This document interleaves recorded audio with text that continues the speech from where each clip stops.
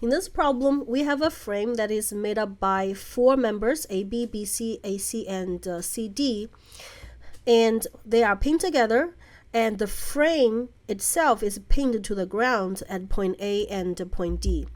And for this problem, we are going to determine the component of reactions acting on all the pins and members in the frame.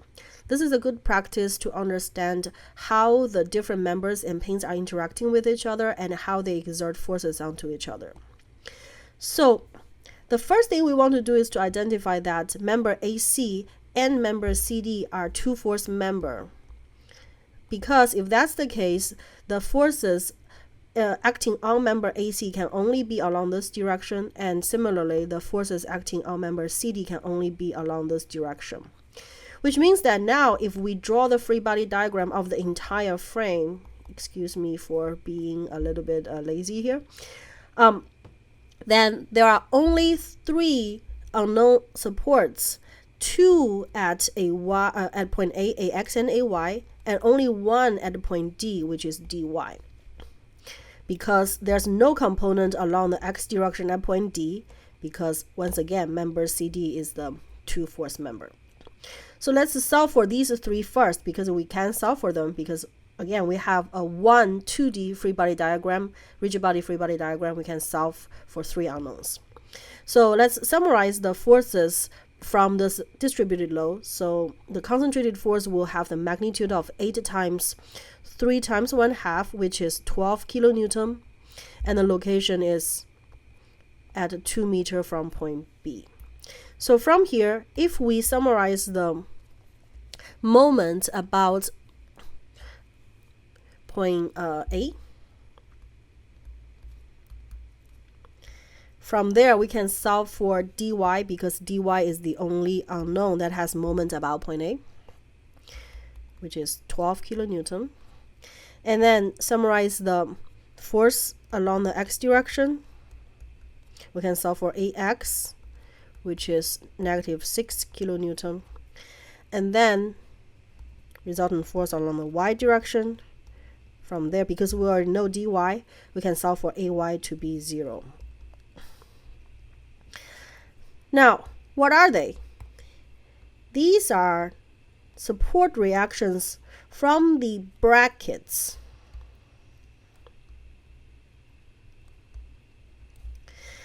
So these are the ones that are being screwed onto the ground. The brackets provide these support reactions to the entire frame. But exactly where are these forces applied? They're actually applied directly on the pins at point A and point D. Therefore, if we move on to draw the free body diagram of pin A, then we will have 6 kilonewton force from the bracket, and the direction is going to be in this direction because of this negative sign. There's no force from along the y direction from the bracket. However, there are unknown forces from member AC. Right now, we do not know the magnitude, but we know the direction of the force in member AC. So the force in member AC has to be along this direction.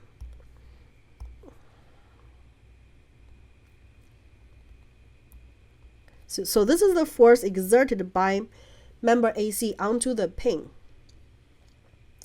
And we do not know the forces from member AB onto the pin, but we can draw them out.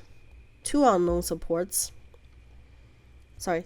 reactions, AAB X and AAB Y. So those are the reactions from member AB onto the pin. So as you can see, now we have completed the free body diagram of the pin, but we cannot solve for all the unknowns. We actually cannot solve for any of them. This is a 2D particle equilibrium free body diagram right here. And we can only solve for a maximum of 2 unknowns from a particle free body diagram. Therefore, we're just going to leave it here. But just to demonstrate, we are going to draw the free body diagram of pin D as well. So for pin D, it has this 12 kilonewton force from the bracket that we just solved for, but also it has this force from member CD. And because of a simple equilibrium analysis, we can tell that for member CD, the force must be 12 kilonewton vertical down. And that is the complete free body diagram of pin D. So because of that, if we draw the free body diagram of member CD,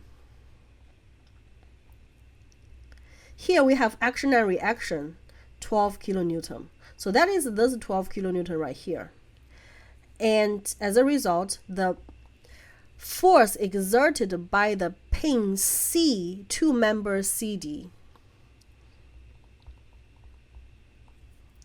pins from pin C to member CD, has to be also 12 kilonewton. Moving on, we draw the free body diagram of pin C. So for pin C, because of this force right here, we know that we have 12 kilonewton force that is from member CD acting on pin C.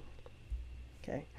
And then we also have the force from member AC. Right now we still don't know what it is. To be consistent in direction, we're going to draw the opposite direction here. That's FAC right here. And also it has 2 reactions from member BC. So again, we don't know what it is. We're going to draw it CBCX and CBCY. Moving on, we cannot solve for these because again at pin C we have a particle equilibrium free body diagram. We can only solve for 2 unknowns. So we move on to draw the free body diagram of member BC.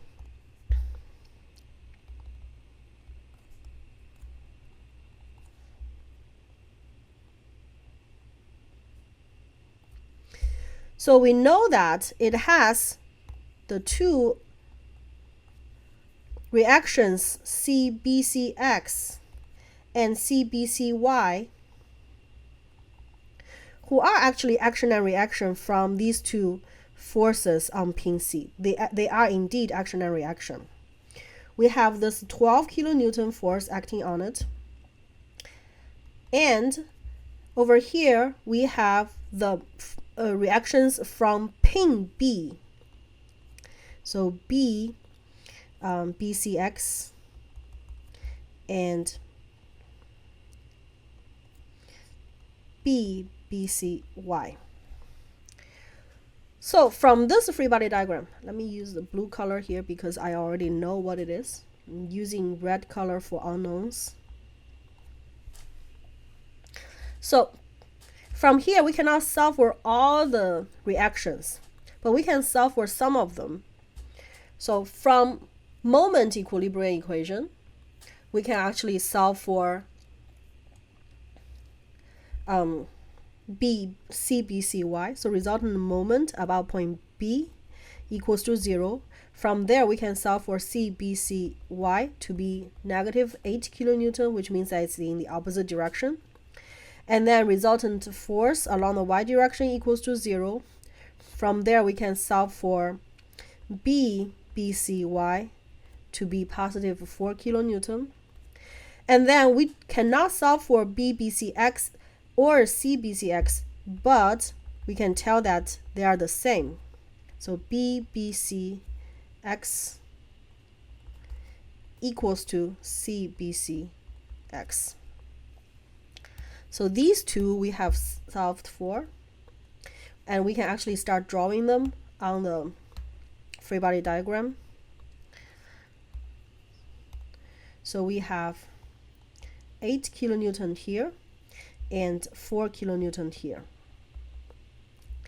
So as a result, we also know this right here. This right here has to switch direction. So 8 kilonewton here.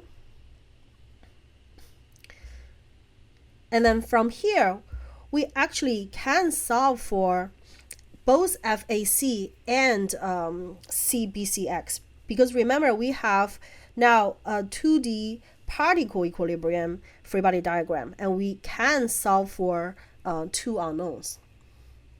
So from here, we can solve for FAC, because FAC has a vertical component of 4 kilonewton, that is 12 minus 8.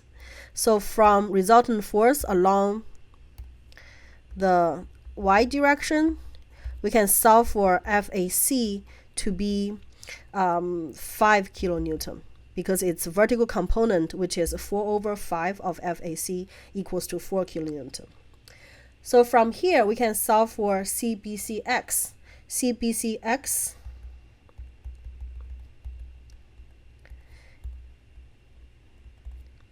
equals to positive 3 kilonewton.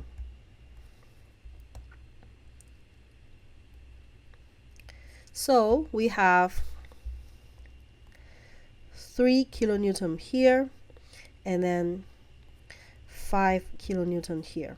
And don't forget, FAC equals to 5 kilonewton comes into this free body diagram as well. So this is also 5 kilonewton. And then if CBCX has been solved to be 3 kilonewton, then BBCX is also 3 kilonewton.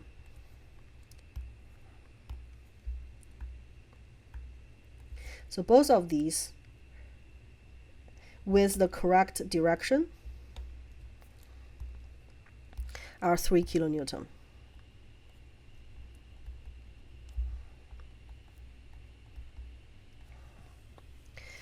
And then if you look at pin A, again, now pin A here is a 2D particle equilibrium free body diagram, and we can solve for two unknowns for that. So from there, we can solve for AABX and AABY. AABX will be 3 kilonewton as well.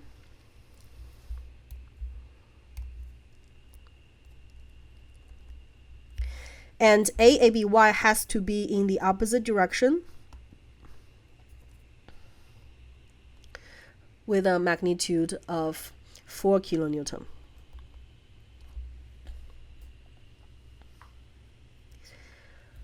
So now we have solved for pin at point A, pin at point D, member CD, member AC, pin at point C, member BC, and now what's left is member AB and pin at point B. So that's the only thing left. So if we draw the free body diagram of member AB,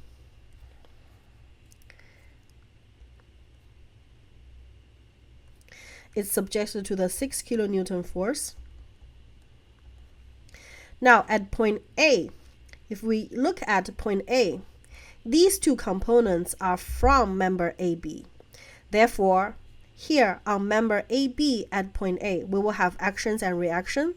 So we will have a left component of 3 kilonewton and a vertical up component of 6 kilonewton. 4 kilonewton. So those two are from the pin, determined from the pin equilibrium equations. And then at point B, we will have the support from pin at point B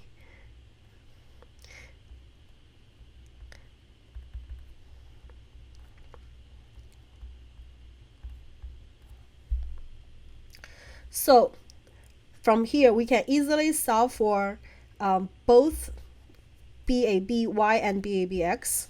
So BABX equals to also -3 kilonewton, opposite direction. And then BABY equals to -4 kilonewton. So let's mark it here.